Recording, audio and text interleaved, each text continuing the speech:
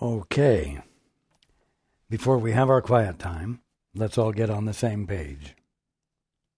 If you're in the Sparkly book, it's page 387, the sixth line from the bottom. In the second edition, it's page 338, paragraph 7, line 4.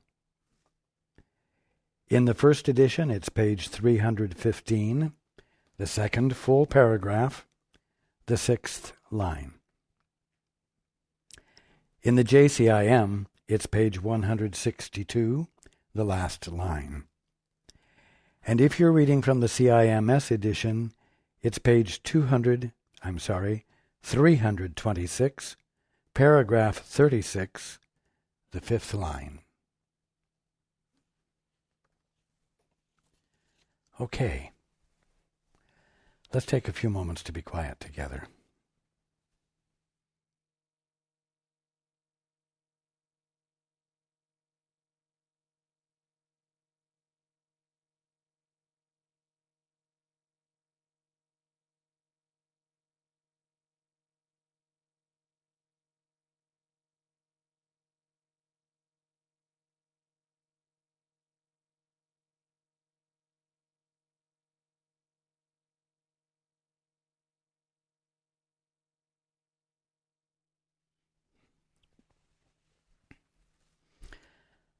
Good evening, and welcome to everyone who's joining us on the internet. Well, how many of you had an interesting week this week, paying attention to or discovering, surprisingly or involuntarily, how much you use your body as your salvation, how much you use it as a distraction from the holy instant, how much it or other people's bodies preoccupy your attention.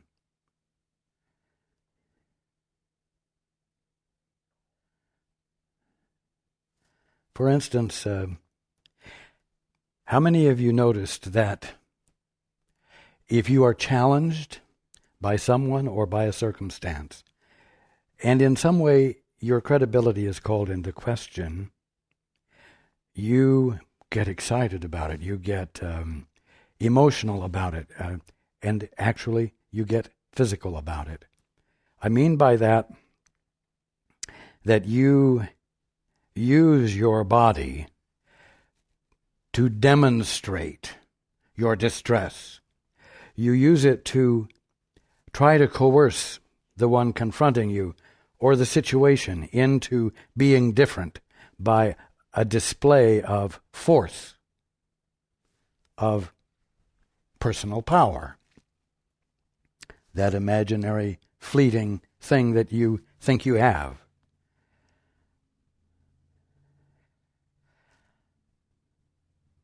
And all the time you're doing that, it's impossible for you to hesitate, because you'd have to stop the display. You'd have to interrupt the act which you're employing to cause someone or something to change its behavior. When that's happening, you're behaving in a completely unjoined, independent, isolated, autonomous way. Exactly the opposite of what you really want to do if waking up is your desire. If practicing and coming to the conclusion, and you will say, of the course of your awakening. How many of you found that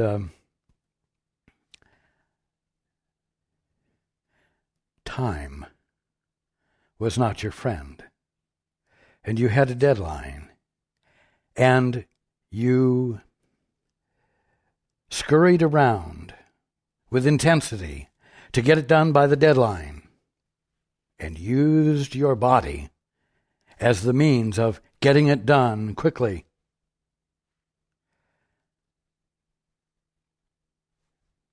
completely missing the point that it would be entirely possible to accomplish what needed to be done in your peace without being strenuous, without straining your body.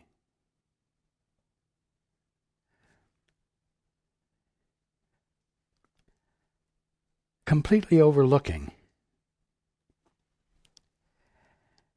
the opportunity to watch fulfillment of purpose occur with your participation in it without depleting yourself in any way, without using your body as a means of forcing a conclusion by a certain deadline.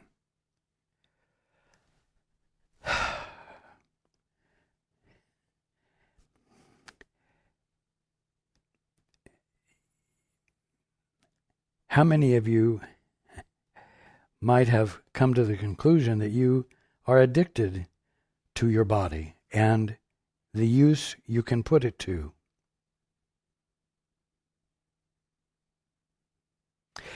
And have realized that to the degree that you're doing that,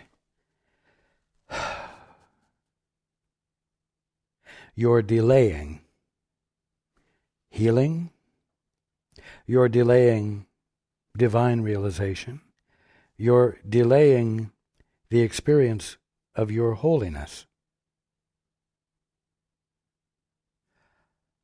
of your non-materiality, of the fact that you are not a body.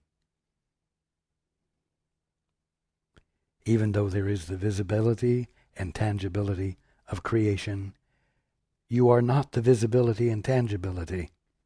You are that mind in which the experience of visibility and tangibility is occurring.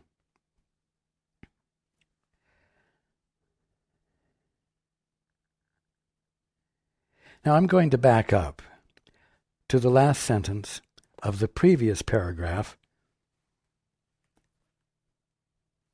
where it says, and I'm leaving off the first word, which is the word yet.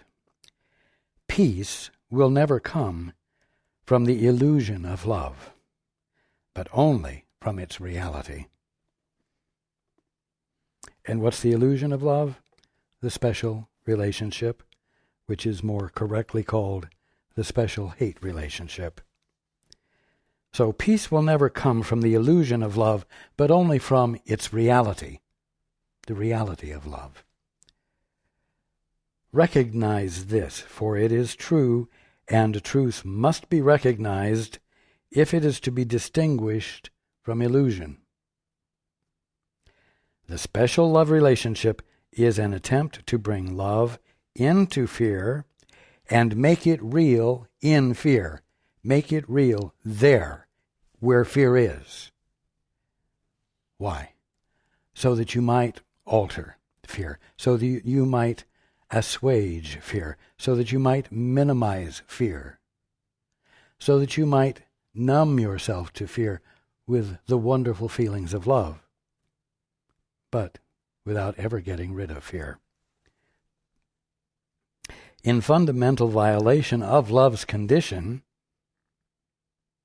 the special love relationship would accomplish the impossible, if it could. How but in illusion could this be done? It is essential that we look very closely at exactly what it is you think you can do to solve the dilemma which seems very real to you, but which does not exist. It's essential that we look very closely at exactly what it is you think you can do to solve the dilemma.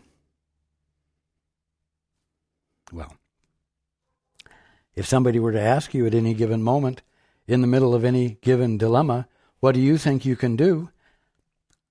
You probably could tell them 5 different things that you could do.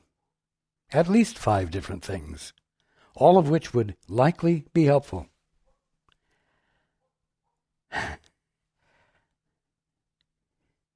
The question, what can you do, requires you to be very alert. What do you think you can do? That's the question. What you think you can do is do something.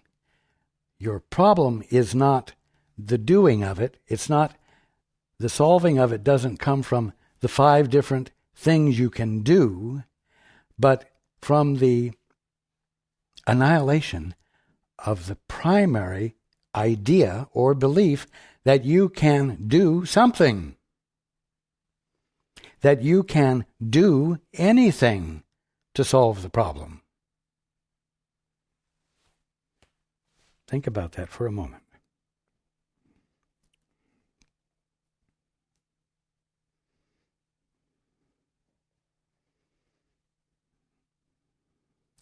It is essential that we look very closely at exactly what it is you think you can do to solve the dilemma which seems very real to you, but which does not exist.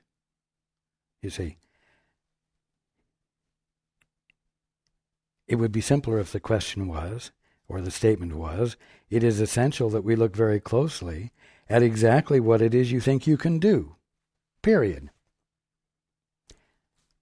But when you say what you can do to solve the dilemma, which seems very real to you, but which does not exist, you can get into a discussion about how to make that which doesn't exist be seen clearly as unreal, so that it becomes justifiable for you to abandon it, and on and on. You see, these are things you can do.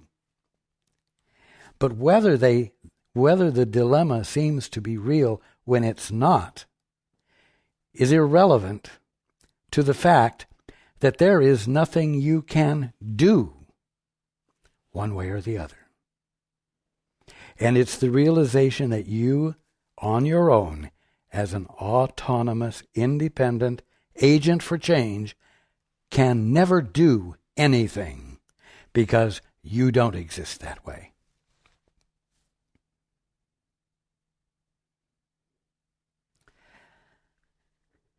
It's very disconcerting, and it can be very discouraging to come to a point of accepting the idea that you of yourself can do nothing, and therefore you of yourself had best stop trying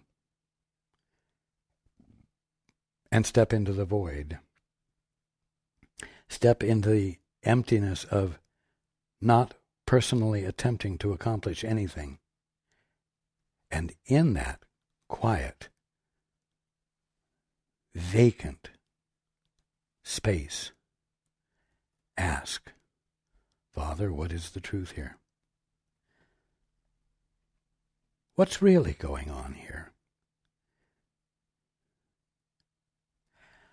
I refuse to attempt to accomplish anything or do anything here by myself. I'm asking you to join me. I am willing to let you in, so that in the joining I might become clear about what's real and what is illusion, and let what is real inspire me to behave consistently with it. That's the key.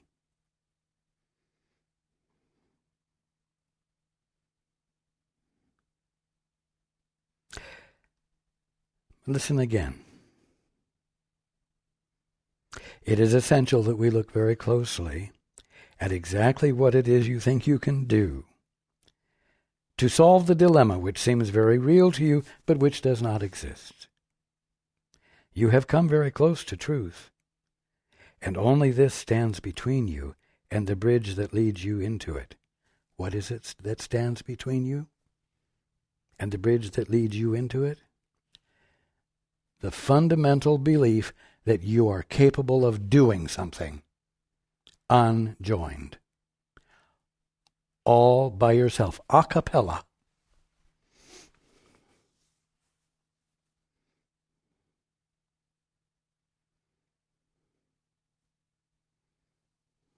Simple, profound. Simple, but if practiced, life-changing. Life-changing in the sense that, engaged in with commitment, it opens the floodgates of inspiration and revelation so that not only your holiness, but the kingdom of heaven registers with you right here where the mortal is that you thought you were and the material world is, that is actually the kingdom of heaven. You have come very close to truth, and only this stands between you and the bridge that leads you into it. That's why the simplest but most impactful statement is, shut up.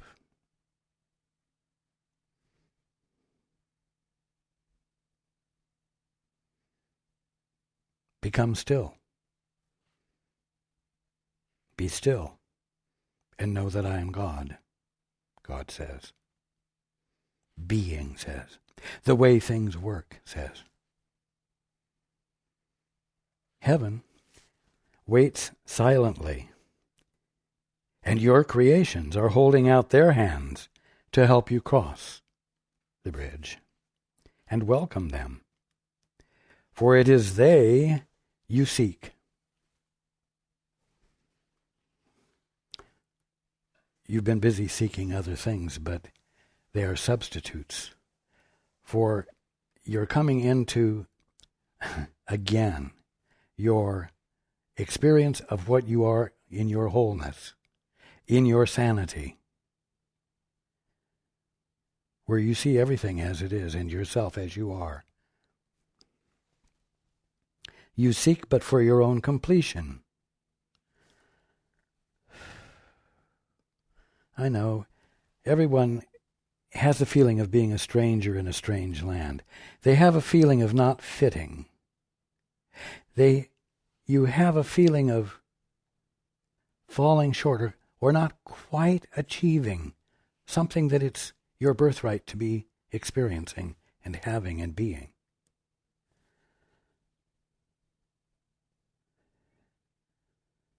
So you do seek for something, but when you find you're not quite making it, you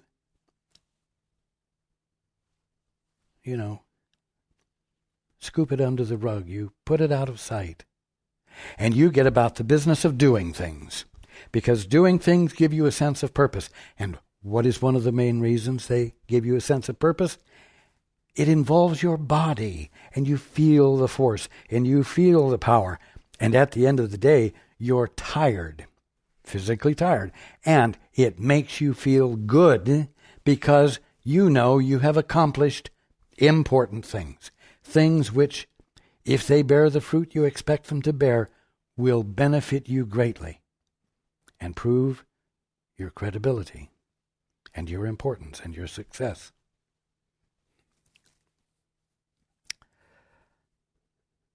And you do these things as a substitute for facing into the experience of not being equal to something, but you don't know what it is. Falling short of something. Feeling that there's more meaning to your being than you're experiencing. So it is your completion you're looking for. But the use you put your body to is not the means of accomplishing it.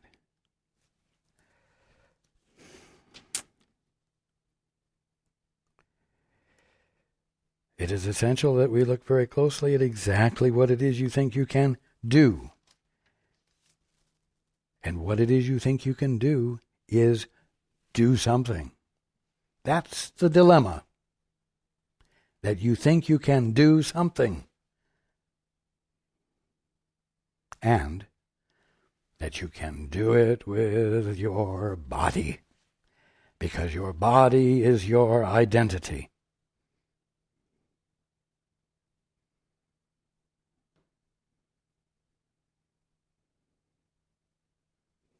Now, your mind just sits up here in the top of your head, at the top of this body. And it's just there to help your body respond to stimuli so as to be able to survive and be successful and make something of you. And you see, that's the problem. We must look very closely at exactly what it is you think you can do to solve the dilemma. You think you can do something, and that you can do it with a body.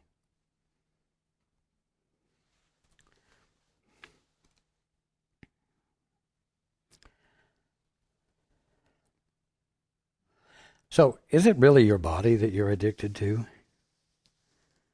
Or is it something else? You see, you hide love by creating a special relationship. You create a special relationship, a special loving relationship, to cover up a special hate relationship that you are engaged in by virtue of your denial of your source, your denial of your Father, and therefore of your birthright, therefore of your holiness, and so on.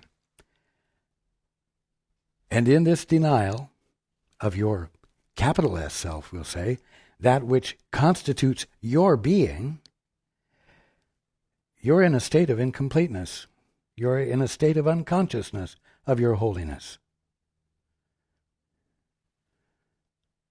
Well, what does that mean, you unholy Son of God? You unholy Son of Man, let's say. You unholy offspring of evolution. It means you're nothing. And if there is a God that you're denying, you're in an awful state of hate. And this that is nothing yet is guilty of something. You don't feel right in your own skin. And it's only because you're denying what you are. But you feel uncomfortable in your own skin. Wrong. That's what you feel. Wrong.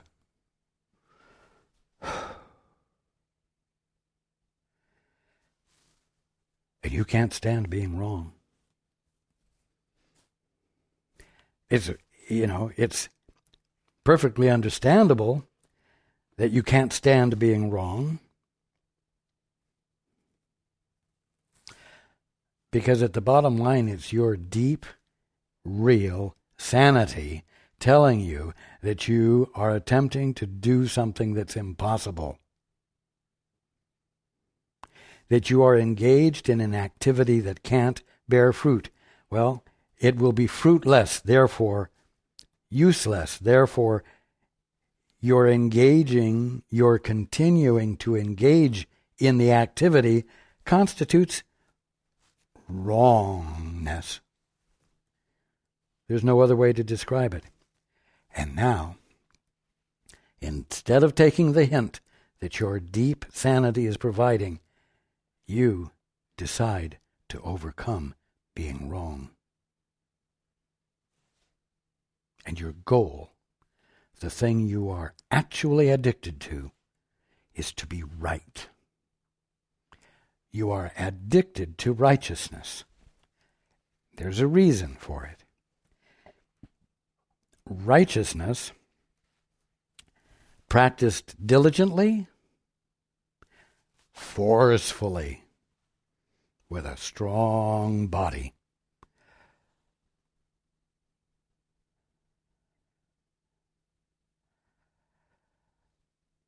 will bring you into a state of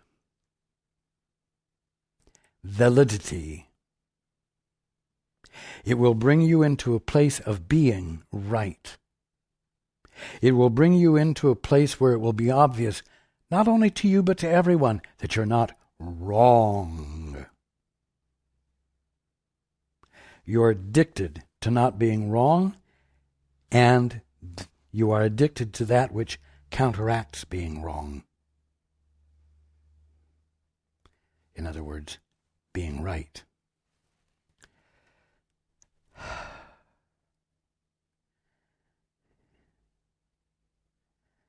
So you see, it's not really being a body that you're addicted to.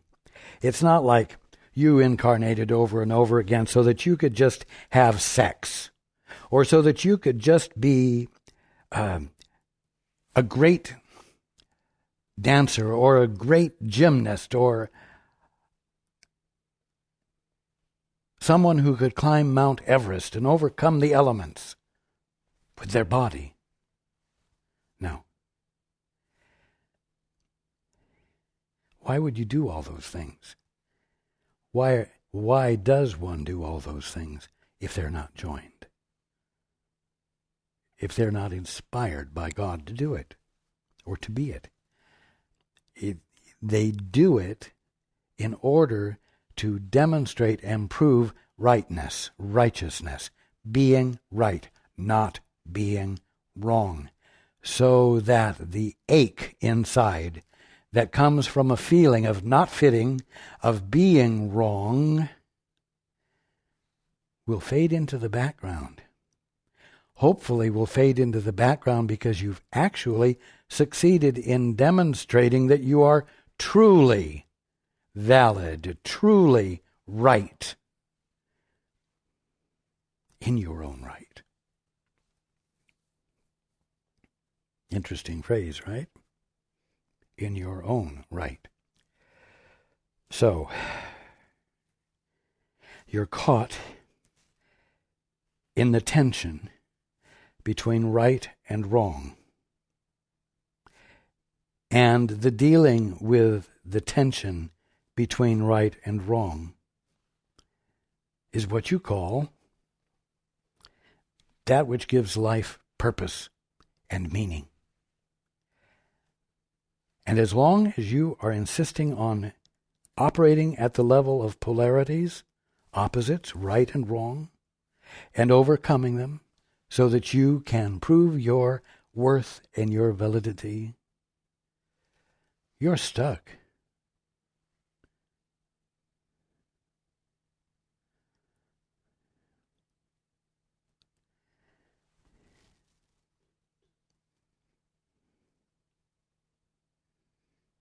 In a movie called War Games,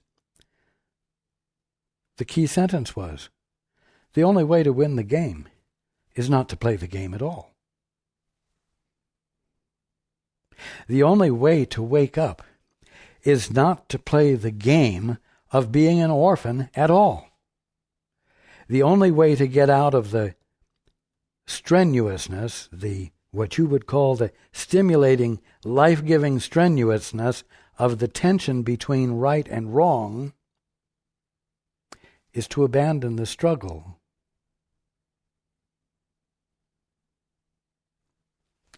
By what?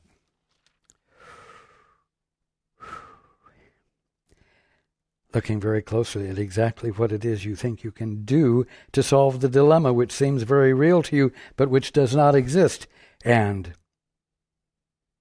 exactly what it is you think you can do is do something. You see how simple it is? But it's easy to become sidetracked into complexity that distracts you completely from the fact that the solution comes from shutting up. It literally comes from stopping your thinking, from becoming still in your mind, and not dramatizing your life or the situation you're in by virtue of interpretations you apply to it that either create a sense of peace in you or create even greater tension and fear. And either way, what you do with your mind, whether it is to pacify yourself or to create further distress, you're still thinking. You still haven't become quiet. You haven't shut up and said, Father, or the powers that be, or that which is responsible for my existing, that which is responsible for existence itself, period, help. I wish to see things through your eyes.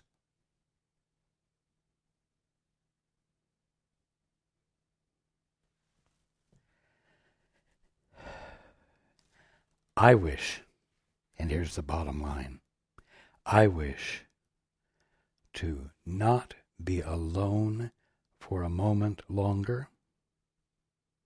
I wish not to be autonomous or independent in my imagination or in any other way any longer.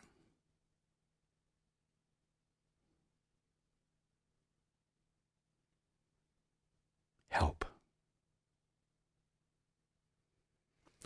That is the way you take the first step across the bridge. That's the way you take your first step back home.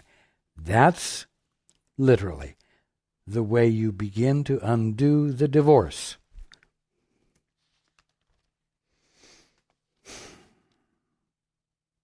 From your father.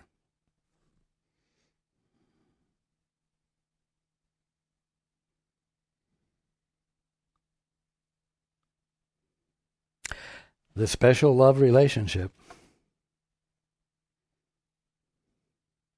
which you engage in with your body and with the bodies of others, because you're not seeing your holiness or their holiness at all. You're not looking for yours and you're not looking for theirs. So everything about your relationship is fantasy. It's your concept of yourself relating to your concept of the other. And the other operating from his or her concept of him or herself relating to his or her concept of you. And then you go through the steps of being right. Or you go through the steps of bringing right into play, which means you're taking steps to get agreement with and to demonstrate that you are not wrong. And there's no love in that, is there? It's very selfish. It's only selfish. Think about it. You've been taught to be polite and kind and thoughtful. And you've been taught how to do those things. This behavior is good and right. That behavior is wrong because it won't influence another well. It's not good manners. Of course, don't ever become out of control and do things spontaneously. You've got to do right, and you've got to do well. You've got to do the mutually agreed upon kindnesses and manners and so on. So as to what? Actually connect with each other? No. But to bring about a certain modicum of pleasantness and lack of strain, and maybe even some pleasure, but without ever connecting with what is real about you or real about your brother or sister,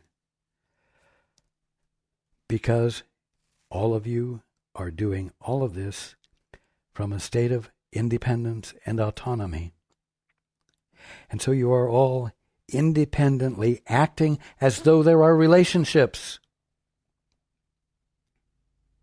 and acting lovingly so that it looks like there is love.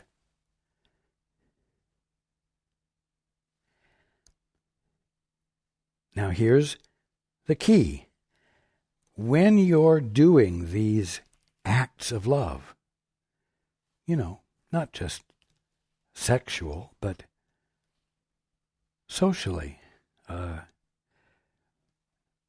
behaving with manners, with thoughtfulness, and so on.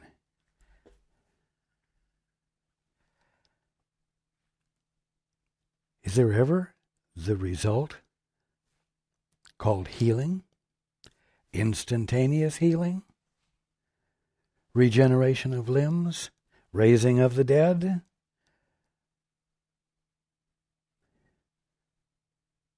A cold disappearing,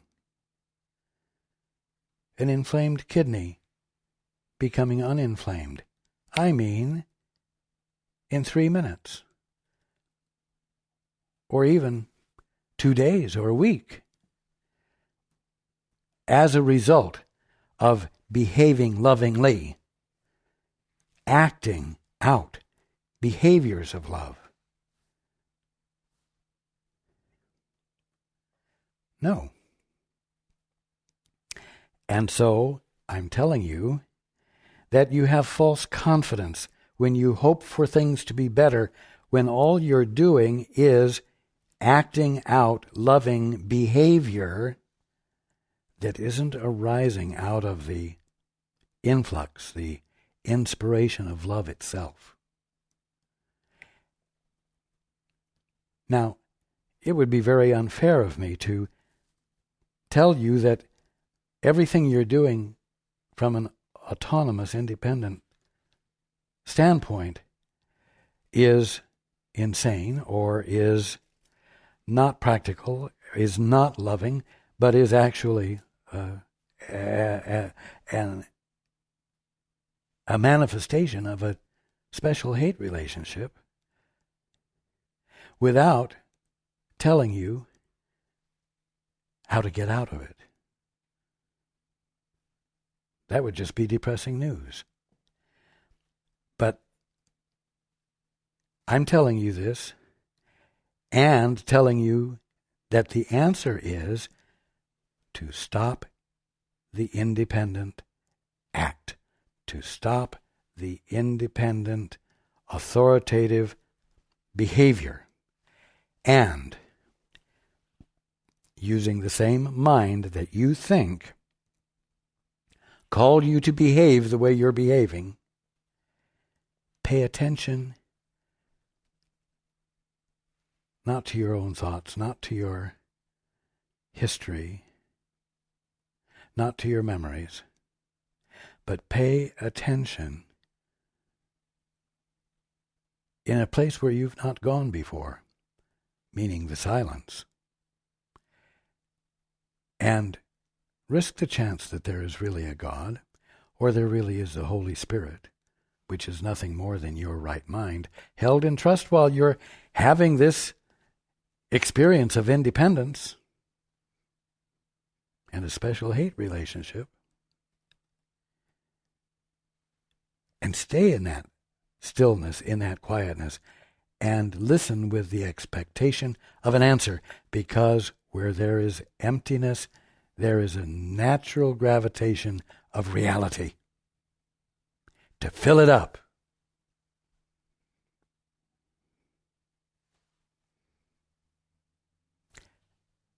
And that's the way moving across the bridge occurs.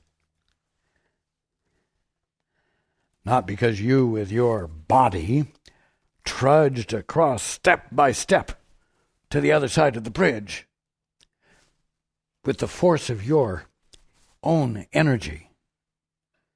No.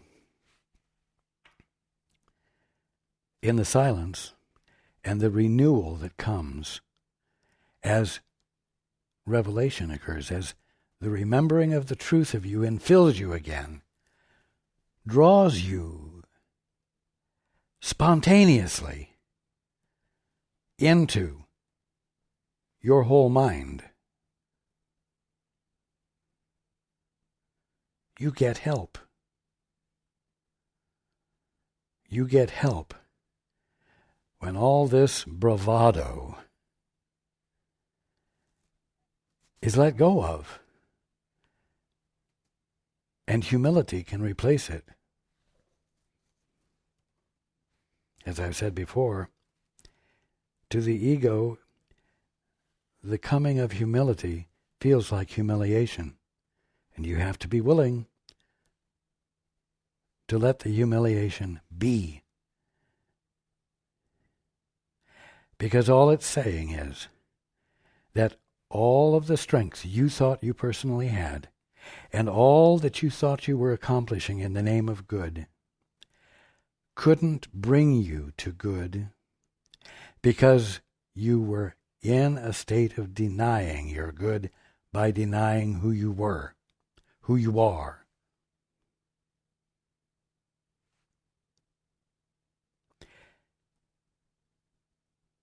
As you let the truth of that dawn, it feels humiliating to that which was addicted to what? Righteousness. A you that is a fantasy, but one that you believe implicitly and are so addicted to you will do anything to accomplish its goals.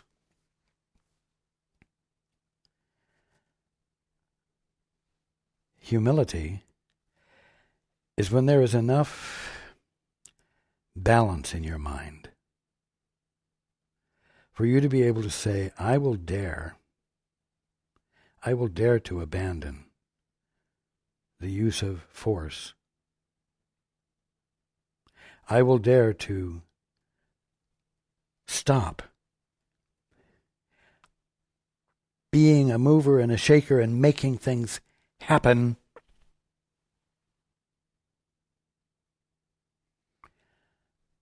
So that in the absence of that stress and strain, and in the presence of the peace that will be there, I become an emptiness, you might say,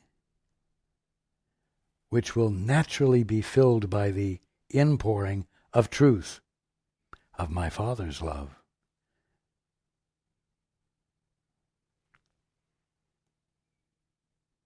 That's humility.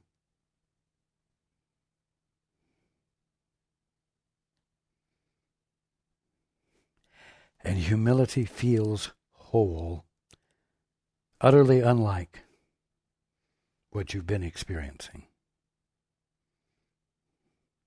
And it's not addictive. But once you feel it, the likelihood that you will abandon it is slim. You've got to keep this in mind, because it's the way things work. The special love relationship is but a shabby substitute for what makes you whole in truth, not in illusion.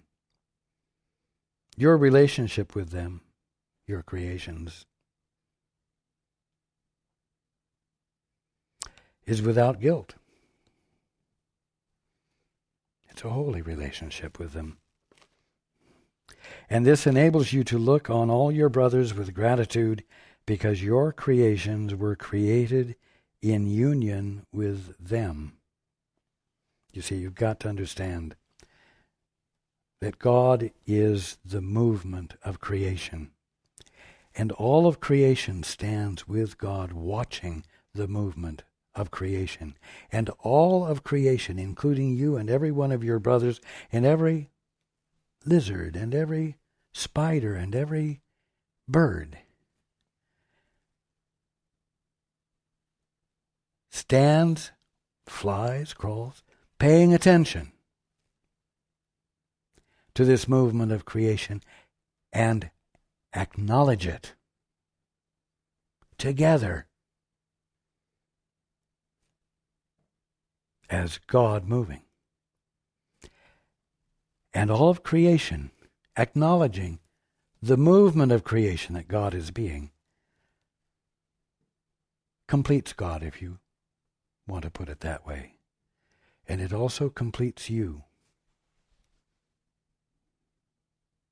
So your relationship with your creations is without guilt, and this enables you to look, once again, on all your brothers with gratitude because your creations were created in union with them. Acceptance of your creations is the acceptance of the oneness of creation, without which you could never be complete. What is it that you would not be complete without? The oneness of it. Do you see? The integrity of creation lies in the oneness of it. And you cannot feel the integrity of creation when you're claiming an autonomous selfhood and attempting to be autonomous and forceful and accomplish things. You see? You can't feel the oneness of creation. Therefore, you cannot feel its integrity.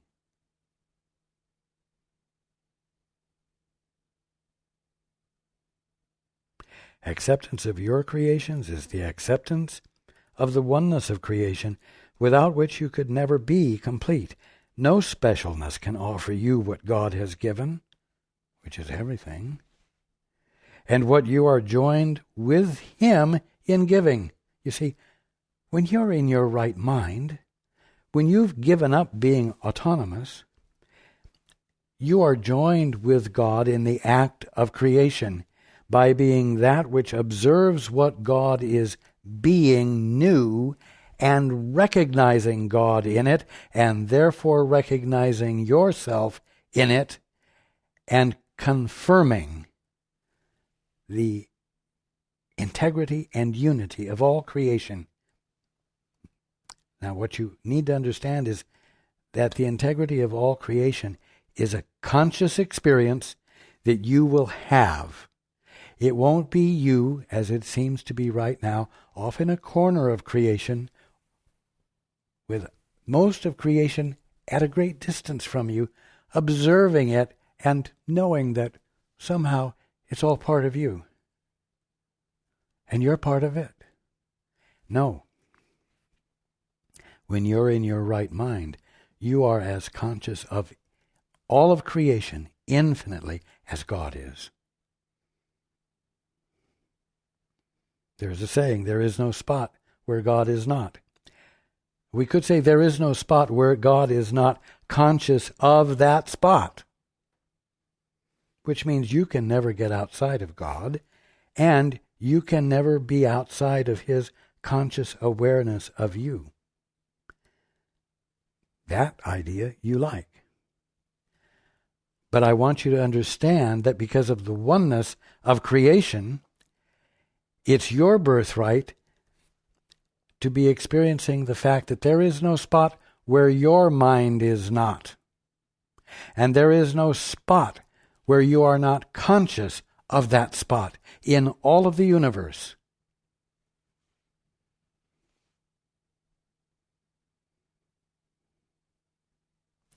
And you know what?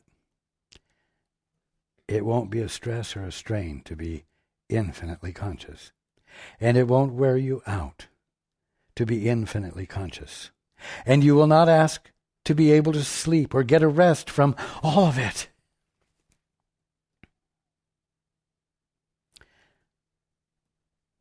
Because it's unified. And you are unified with it. It is unified with you. Now, in this place, God's laws prevail. Sin, sickness, and death are absent. And you get to that by shutting up and being willing to be silent and reaching out. And I'm going to say yearning for your Father to speak to you. Yearning for the Holy Spirit, that which is nothing more than your right mind, to reveal itself to you as you, so that you might be joined with it, so that you might be one, and no longer labor under the horrible illusion of autonomy and all of the suffering it seems to bring, that seems to be so real that it entices you into coping with it instead of realizing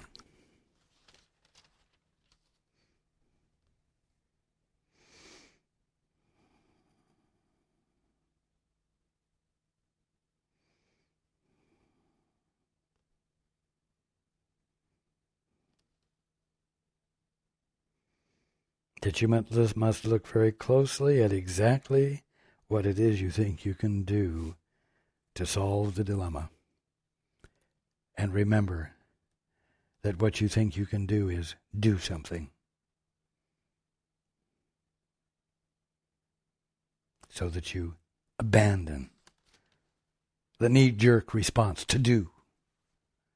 And you remember to be still.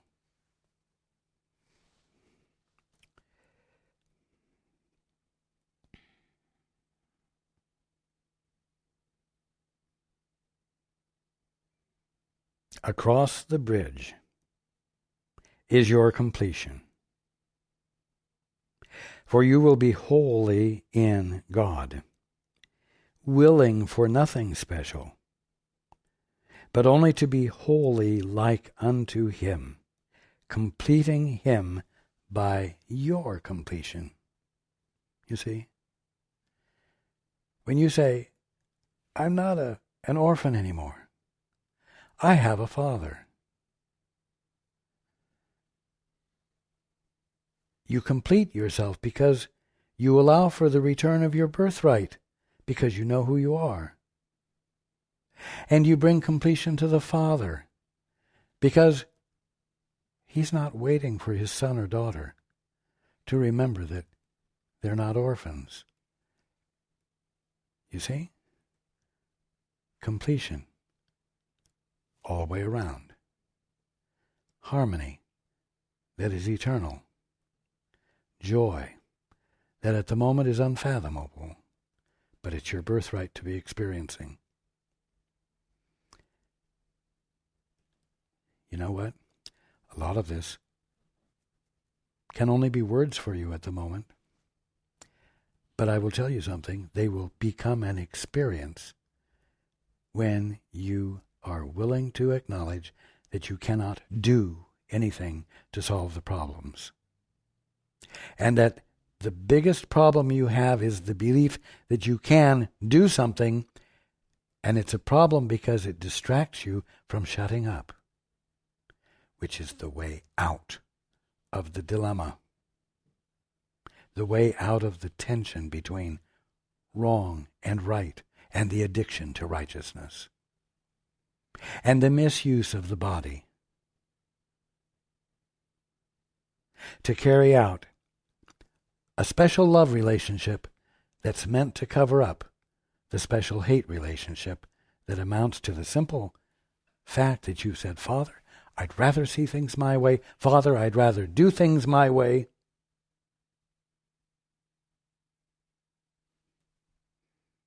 You see?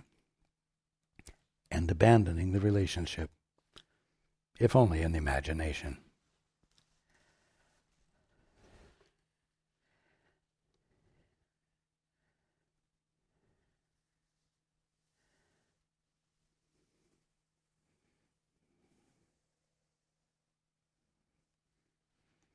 Last week we spoke about Easter.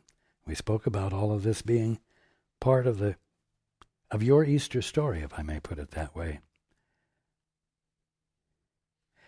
When you realize that you no longer have to take the bait and think that you can do something and then get on with doing it, you've set the stage for ascension.